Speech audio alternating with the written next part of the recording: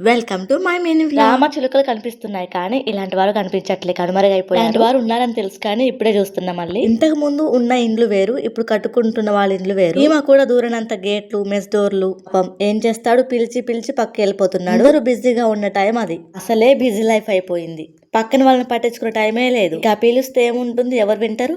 నా విషయానికి వస్తే ఎంత ఎర్లీగా లేచిన పిల్లలకి కొంచెం హెల్త్ బాగాలేకపోతే టైం ఉంటుంది కానీ నాకు ఖాళీ ఉండదు. నాకు ఒక విషయం తెలియక అడుగుతా, ఇలాంటి వారు వచ్చినప్పుడు ఇంటి ముందుకి ఏమి ఇవ్వాలో తెలుసా మీకు? అసలు వాళ్ళు ఏం తీసుకుంటారో తెలుసా? తెలిస్తే కామెంట్ చేయండి అబ్బా, నాకు తెలియదు అందుకే అడుగుతున్నా. వీళ్ళైతే చిలక జోష్యం చెప్తారని నాకు తెలుసు.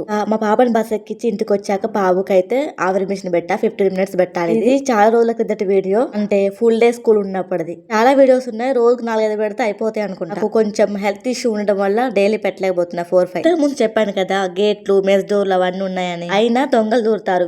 వీళ్ళంటి వాళ్ళకి దారి ఇవ్వరు. చూసి చాలా మంది వదిలేస్తున్నారు. లైక్ ఇచ్చి వెళ్ళండి అబ్బా. Thank you.